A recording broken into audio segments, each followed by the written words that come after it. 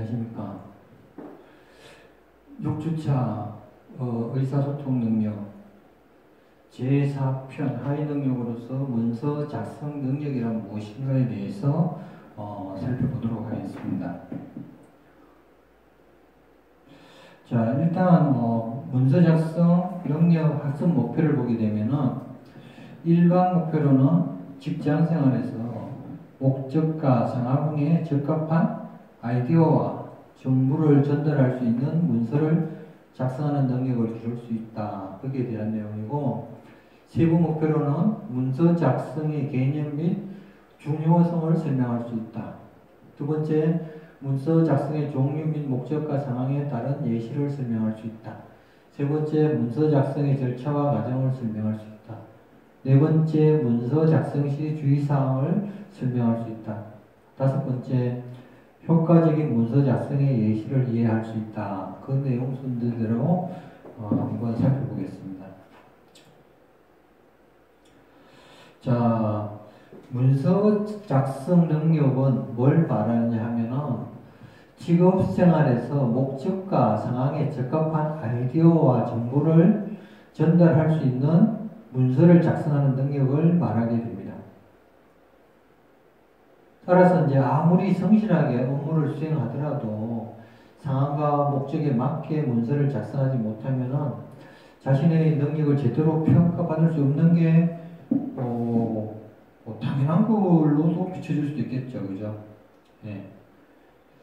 자, 그래서 이제 직장에서의 문서 작성은 업무와 관련된 일로 조직의 비전을 실현시키는 생존을 위한 것이고, 직업인으로서의 문서 작성은 개인의 의사표현이나 의사소통을 위한 가정으로서의 업무일 수도 있지만 이를 넘어 조직의 사활이 걸린 중요한 업무로 볼 수도 있습니다.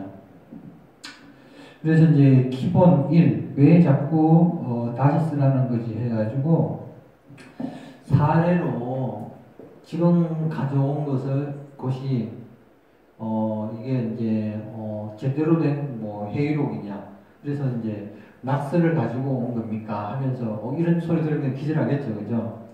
그래서 이제 회의 내용은 다 있지만 메모는 다 해놨는데 그것을 이제 회의록에는 양식이 있죠. 회의록 어느 정도의 좀 차이는 있을 수 있겠지만 기본적인 양식은 있습니다.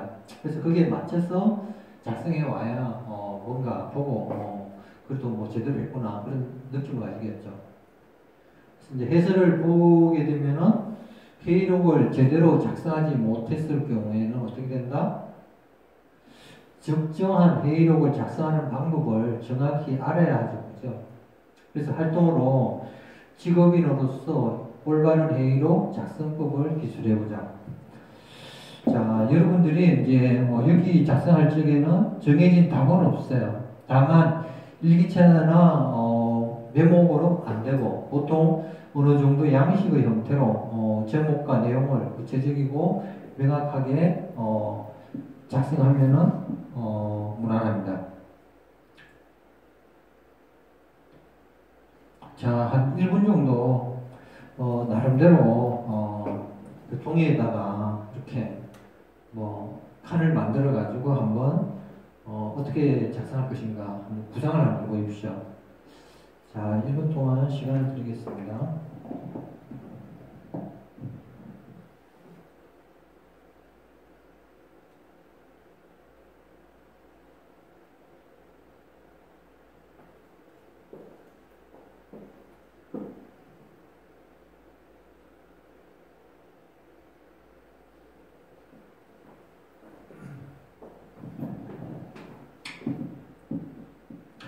자, 일단은 한번 작성했다 하고 특정한 양식은 없다 그랬죠. 그냥 이제 제위에 이제 회의록, 그 다음에 날짜가 들어가야겠죠. 회의 시간, 참석자 누구 들어가고, 그 회의 내용이 뭐고, 밑에 이제 날짜 내지는 작성자 해가지고 사인하는 날까지 들어간다면은 어느 정도 무난할 거라 생각합니다. 자, 직업인이 작성하는 문서는 치열한 경쟁 상황에서 상대를 설득하거나 조직의 의견을 전달하는 기능을 하는 공적인 문서이다. 그래서 이제 문서에는 대상이라든가 목적, 시기가 포함되어야 하고 만약에 기획서라든가 제안서 등의 경우에는 기대 효과 등이 포함되어야 된다. 왜냐하면 만들어갈 이득도 없는데 그걸 왜 만들어? 이제 그렇게 될 수도 있겠죠, 그죠? 특히 문서 작성의 5가지 구성 요소로는 첫째, 품위 및 짜임새가 있는 별곡이면 참 괜찮겠다. 두 번째로 객관적, 논리적, 체계적인 것이어야 된다. 세 번째로 이해하기 쉬운 구조, 그것도 있어야 되고, 네 번째로 명료하면서 설득력 있는 구체적인 문장이어야 되고, 다섯 번째, 세련되면서 인상적인 레이아웃을 갖추어야 된다. 그렇게 되어 있어요. 그래서 이제 이 문서 작성할 적에도 보통 대화를 할 적에도 상대편을 설득시킬 적에는 보통 30초 내지 1분 이상을 소요하면은 보통 실패했다. 기루도 또 3분 잡는 사람도 있어요. 그러니까 이제 한 30초 내지 1분 이야기하는 거 들어보면 벌써 감이 오죠. 그렇기 때문에 이제 평소에 좀 연습하는 것도 필요하다. 그렇게 생각합니다. 그 다음에 문서 작성의 원칙으로는 고객 지향식 마인드라든가 구조적 사고, 두괄식 표현, 올바른 글쓰기 등이 지켜져야 된다. 여기 보면은 문서 작성할 때 상대편하고 어쨌든 상대편에 그것을 이제 만족시켜주면서 자기도 이익을 얻는 방식을 이제 보통 취하게 되겠죠. 그래서 이제 고객 마인드가 뭘 생각하고 있고 뭘 원하는지 그걸 알아야겠죠, 그죠? 그 다음에 구조적 사고, 피라미드식으로 해가지고 어떻게 단계적으로 뭐 쌓아나가는 그런 방식을 말하는 거고, 두괄식 표현. 처음에 이제 먼저 말하면은 거기 상대편에서 뭘 말하려고 하는지 그 의도를 알 수 있죠. 의심을 안 하게 되는 거고, 필요하다 싶으면 격청을 하는 거고, 만약에 도움이 안 된다 하면 바로 커트를 하겠죠, 그죠? 그래서 이제 쓸데없는데 시간 낭비할 필요는 없겠죠. 자, 올바른 글쓰기. 이것은 뭐냐 하면은 이제 뭘 쓰더라도 국어 문법에 맞아야겠죠. 일반적으로 뭐 조금 차이는 날 수도 있는데 띄어쓰기라든가 오탈자, 뭐 맞춤법 같은 거. 특히 이제 여러분들 이제 취업할 적에 자기소개서 쓸 적에는 이게 이제 합격권에 든 사람들한테 굉장히 중요해요. 아무리 그 사람 1등을 했더라도 막 오탈자 나오고 뭐 기타 등등 나오고 하면은 경쟁사항이 뭐 아무리 좋고 자격증 좋은 거 가지고 있어도 이 사람은 제일 끝에 가게 돼 있어요. 왜냐하면은 그 합격된 사람들 거는 심사위원들이라든가 그 면접관들이 아주 꼼꼼하게 읽어보거든요, 처음부터까지. 근데 이제 만약에 이제 막 6명 뽑는데 한 수백 명 왔다 그러면은 다 못 읽어요. 그때는 그냥 살짝 단 몇 초, 뭐 10초라도 보면 고마운 거야. 쫙 보면서 이제 괜찮다 싶은 거 빼놓고, 뭐 그것을 이제 다시 한번 더 슬쩍 보고, 이제 정수 안에 이제 보통 직원들이 벌써 자기 채점반이 있어요. 어디 조직을 가더라도. 거기 점수를 벌써 쫙 해가지고 심사위원들 1차 면접, 심사위원들 앞에 탁 내놔요. 그럼 벌써 하면 1, 2, 3, 4, 5, 6, 7, 5, 2, 3이 면접권인가? 다 나와 있어. 근데 이제 그것을 어때요? 그러면은 수리심사하는 사람들 뭐 들놀이야? 그건 아니죠. 그래서 이제 그 뒤에 있는 사람들 중에서 자기소개서라든가 뭐 괜찮게 딱 돼 있는 사람들 것을 이제 제일 앞으로 돌려줘. 그러면 6명 중에서 한두 명 정도는 체인지가 가능해요. 그냥 가산점 주는 거죠. 그리고 이제 다른 사람은 뒤로 밀려지는 거고, 막 그건 이제 다시 면접관에 들어간 사람들은 그 이제 수리심사위원이든 그 관련된 사람들이 아주 꼼꼼하게 읽어요. 그래서 이제 뭐 글자 뭐 띄어쓰기 제대로 안 했거나 뭐 오탈자 나오고 막 그려놓으면 성의 없다고 그렇게 이제 판단을 해버려요. 자, 기본이 지금 어떤 문서를 어떻게 써야 하는 걸까? 그 내용입니다. 사례를 보면은 지금 공과 사도 구분하지 못합니까? 해가지고 어떤 내용이냐 하면은 사업 제안서를 개인적인 안부와 함께 이메일로 보내가지고 했는데, 근데 이제 이게 일거리가 많다 보니까 여러 사람 걸 섞어가지고 보냈는데, 그 밑에 보니까 저번에 뭐 술집에서 접대를 했는데 술 마시고 잘 들어가셨는지요? 뭐 경우에 따라서 2차, 3차 어땠습니까? 이런 식으로 들어가면 끝장나는 거죠, 그죠? 뭐 그냥 계약이고 뭐고 뭐 거래한 게 끝장나는 그냥 그렇게 되는 이제 내용인데, 그러니까 해석을 보게 되면은 공적인 업무를 처리하는 메일에 사적인 내용을 담아 했을 경우는 취소될 것을 염두에 둬야 돼요. 그러니까 공적인 거는 공적으로 탁 칼같이 끝내. 사적인 거는 뭐 사적으로 뭐 비밀리에 하든지 뭐 공개적으로 하든지 뭐 자유의사고. 그렇게 해야 이제 자기 가족들의 안위가 보장된다. 자, 상황에 따른 적정한 이제 문서 작성의 중요성. 자신의 의무와 상황을 파악해가지고 그 상황에 맞게 이제 문서 작성. 사실 문서 작성하면은 비슷비슷하죠. 뭐 특별히 튀긴다거나 뭐 특별히 부족하다거나 그런 건 없어요, 일반적으로. 근데 이제 그 외에 이제 뭐 인간관계가 엮였을 경우에는 머리 아프죠. 그러니까 이제 서로 조심하는 거죠. 받는 사람 받는 대로 자기가 많이 정정당당히 있으면은 신경 쓸 거 없죠.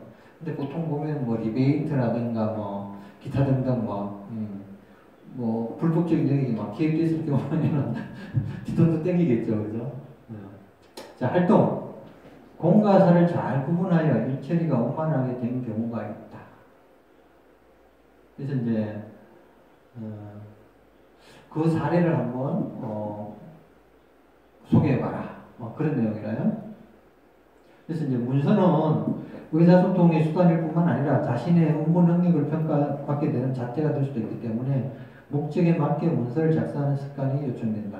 특히 모두 잘 작성해 놓고도 실수 혹은 방심으로 공사의 구별이 제대로 안 되어 큰일이 벌어질 수도 있으니 주의를 요한다.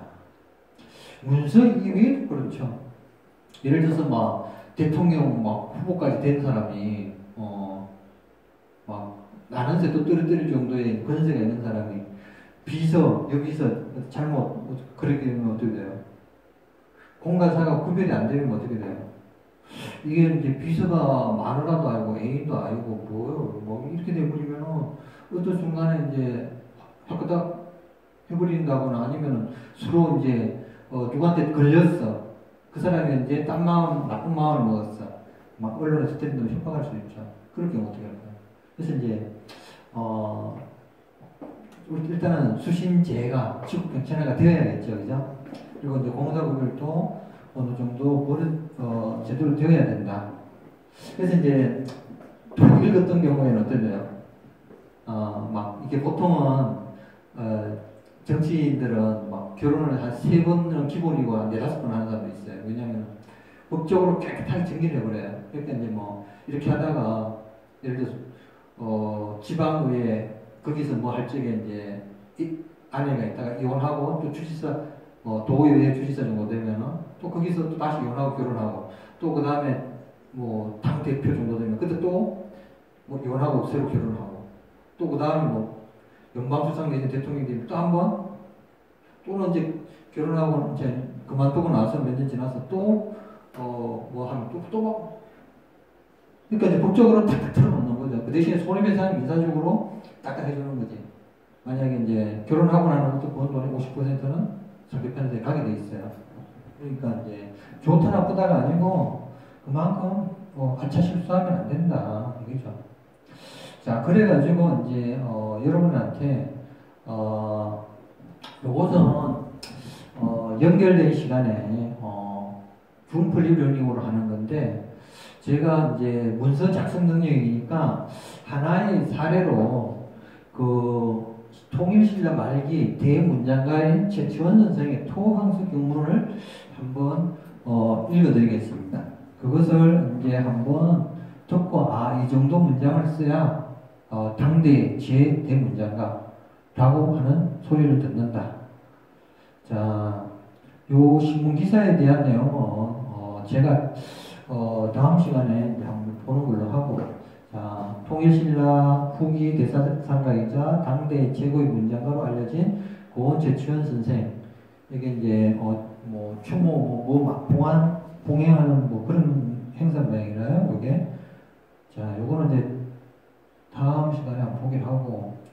자, 최치원이 이제 보통 중국 당나라에서 토항수 명문으로 문장가로서 이름을 떨치는 게 이제 9세기 정도 돼요. 그래서 이제 881년이라요. 그래서 이제 보면은 당시 중국에서 항소의 난이 일어나자 제치원은 토벌 총사령관인 고변의 휘하의 정군하였는데 항소가 이 경문을 보다가 저도 모르게 침상에서 내려앉았다는 일화가 전해지고 있다. 기업 필경에 실려 있는 내용이다. 그렇게 이제 이야기를 해요. 근데 이제 뭐 침상에서 내려오든 말든 이거 길어요. 길기 때문에 왔다 갔다 할 수도 있죠. 그죠? 근데 이제 정확하게 어떤 의미인지는 한번 생각해 볼 만해요. 자, 토항소 경문. 강명 2년 7월 8일에 제도도 통금교 태위인 아무는 항소에게 모아노라. 무릇 바른 것을 지키고 뜻한 것을 행하는 것을 도라 하는 것이요.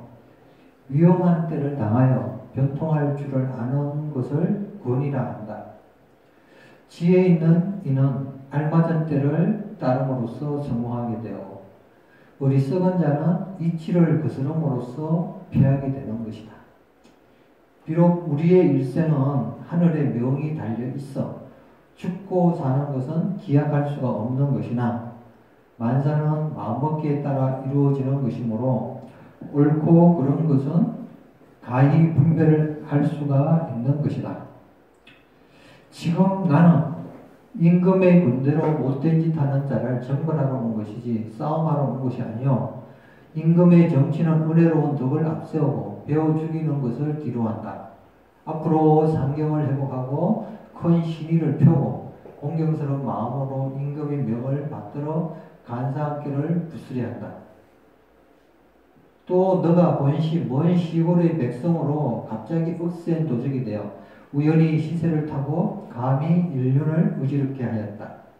드디어 굵직한 마음을 품고 임금 자리를 엿보며 도성을 침노하고 궁궐을 더럽혔으니 이미 쟤는 하늘에 닿을 만큼 곡도에 달했고 반드시 멸망할 것이라는 사실은 불보듯 뻔하다.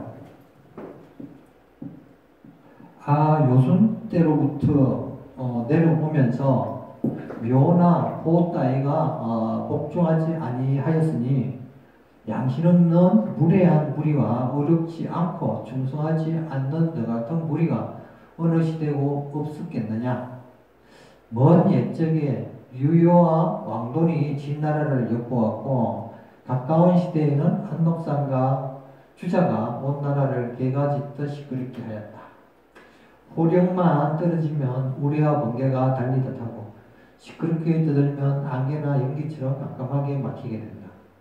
그러나 잠깐 동안 못된 짓을 하다가 결국에는 더러운 무리들은 섬멸되었다. 햇빛이 활짝 비치니 어찌 요망한 기운을 그대로 두겠으며 하늘의 거물이 높이 베풀어져 있으니 반드시 흉한 족속들은 제거되고 마는 것이다. 하물며 너는 평민의 천한 신분으로 태어나 밭두둑 사이에서 일어났다. 불지르고 겁탈하는 것을 좋은 깨라 하며 살상하는 것을 급한 임무로 생각하였다. 그리하여 헤아릴 수 없는 큰 죄를 지었고 죄를 용서해 주려 해도 착한 일을 조금도 하지 않았다. 그래서 천한 사람이 모두 너를 죽이려고 생각할 뿐만 아니라 땅속에 있는 귀신까지도 남몰래 베어 죽이려고 원하리라. 무릇 잠깐 동안 숨이 붙어 있다 해도 벌써 정신이 죽었고 넋이 빠졌으리라. 사람의 유일한 죄가 저를 아는 것이 제일이다. 내가 헛된 말을 하는 것이 아니니 너는 모름지기 새겨들어라. 요즘 나라에서 많은 덕을 베풀어 더러운 것도 받아들이고 두터운 은혜를 베풀어 잘못을 따지지 않고 모르는 죄하고 지나갔다. 그래서 너를 장령으로 임명하고 너에게 지방병권을 주었다. 그때 너는 오히려 짐새와 같은 독심만을 품고 올빼미의 소리를 내면서 걸핏하면 사람을 물어뜯고 툭하면 주인을 보고 지서댄다. 그래서 결국 자신은 임금의 덕화를 던지고 군사는 궁궐에까지 몰려들어 공우들은 위태로운 길로 달아나고 임금의 행차는 먼 지방으로 떠나게 되었다. 그래도 너는 일찍이 옳은 길로 돌아올 줄을 모르고 모질고 흉악한 짓만 더한다. 그런대로 임금께서는 은혜를 베풀어 너 죄를 용서하였는데 너는 나라의 은혜를 저버렸다. 반드시 죽을 날이 멀지 않았으니 어찌 하늘을 무서워하지 않느냐. 하물며 주나라 소턴 물어볼 것이 아니며 한나라 궁궐은 어찌 너 같은 자가 넘볼 것이겠느냐. 너는 도대체 어떻게 할 작정이냐. 너는 듣지 못하였느냐. 노자가 도덕경에 이르기를 해오리 바람은 하루 아침을 가지 못하는 것이요 소낙비는 하루 동안을 내리지 않는다 하였으니 하늘의 일도 오래가지 못하거늘 하물며 사람의 일이랴. 또 듣지 못하였느냐. 춘추전에 이르기를 하늘이 잠깐 나쁜 자를 도와주는 것은 복되게 하려는 것이 아니라 그의 흉악함을 쌓게 하여 그를 내리려는 것이다 하였다. 이제 너는 간사한 것을 감추고 사나운 것을 숨겨서 악이 쌓이고 재앙이 가득한데도 위험한 것을 스스로 편하게 여기고 미혹하여 뉘우칠 줄 모른다. 옛말에 제비가 장막 위에다 집을 지어놓고 마음 놓고 날아들고 물고기가 솥 속에서 논이면 곧 삶아지게 될 것이라고 하였다. 내가 웅장한 전략을 가지고 군대를 모았더니 날랜 장수가 구름같이 날아들고 용맹스러운 군사들은 빗쏟아지듯 모여들었다. 그래서 높고 큰 깃발은 초나라 요새에 바람을 주어싸고 후남은 우나라 강에 물결을 막아 걷는다. 이곳에는 친나라 도태위 같은 장수가 있어 적을 부수는데 날래고 수나라 양소와 같은 병법가도 있는데 법을 엄숙하게 시행하여 신이라 일컫는다. 이들은 널리 팔방을 돌아보고 거침없이 만리를 오간다. 그러니 너희들은 무찌르는 것은 맹렬한 불이 기러기 틀을 태우는 것과 같고 태산을 높이 받들어 참사를 눌러 깨는 것과 무엇이 다르겠느냐. 뿐만 아니라 수풍이 불어